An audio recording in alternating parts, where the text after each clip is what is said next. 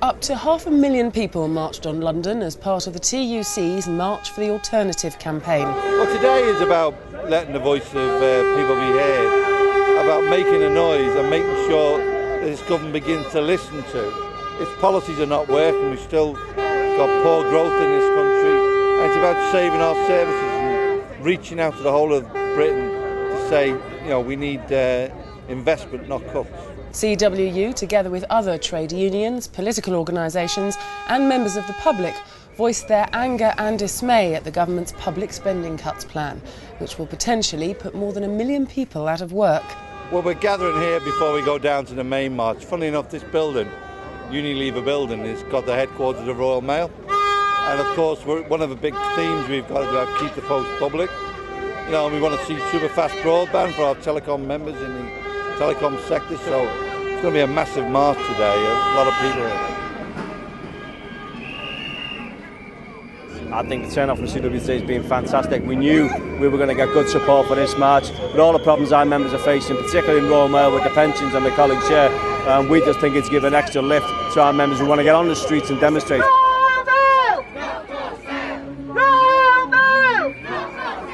Well, it should be privatised. I mean, for years, 350 years, been owned by the government.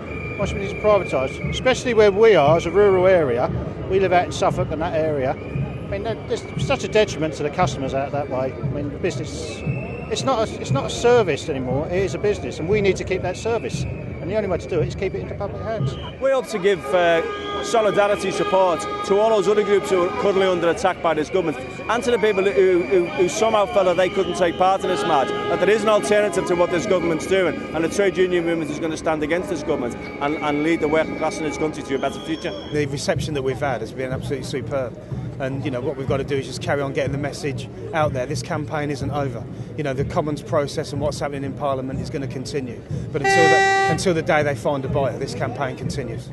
Because it's a public company that should be owned by the public, not by a load of capitalists in a foreign country that's got nothing to do with the great British tradition. It's about fighting for our jobs. This is our jobs. If we flog it off, then we will be doing a BT. From 170,000 down to about 60,000 within the space of a couple of years. It's about providing a public duty to the public, not about just making money.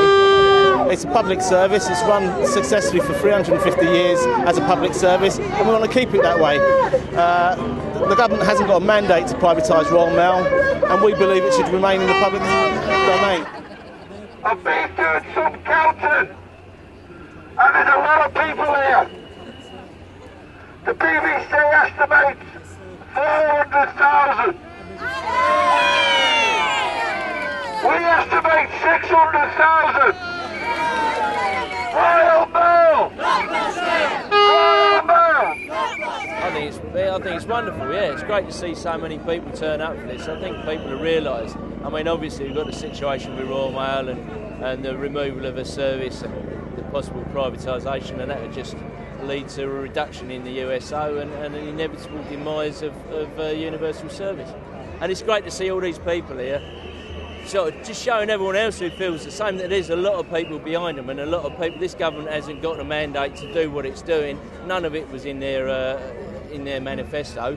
And I think the public, they're going to lose the welfare state, National Health Service and all those other public services that people take for granted now are just going to go. And when they do, people will notice it. In a series of well-received speeches, the CWU's General Secretary, Billy Hayes, along with TUC General Secretary, Brendan Barber, and Labour leader Ed Miliband, all condemned the government's damaging cuts agenda. We stand on the shoulders of those who have marched and struggled in the past.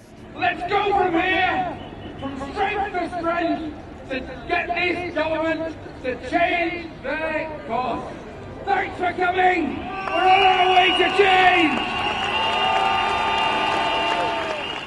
I think we're definitely getting our message across, but I think the fact that we had such a big presence here today was because of the work we've been doing and the branches and the whole of the union's been doing on Keep the Post Public.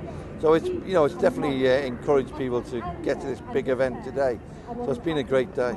I hope the government listens loud and clear to the voice of the British public today. Now, one demonstration, no matter how large, won't get the government to change its mind. But I think today's events really is a kickstart for our campaign in local communities right across the country. I think that people are going to be really positive after today. We'll realise that they're not alone, that lots of people feel that these cuts aren't the right way forward, and they'll go back and take action in their local communities, talk to their local MP, get involved in a local campaign. It's absolutely vital that we unite all of our public and private sector unions. 6.2 million members gives us a really solid base on which to build our campaign. But it is also reaching out beyond the trade union movement to the wider community, to the people who are in the background here, just making a sense that this is a campaign that matters not just to trade unions, but for people who care about public services, who care about jobs, who care about the future of our communities.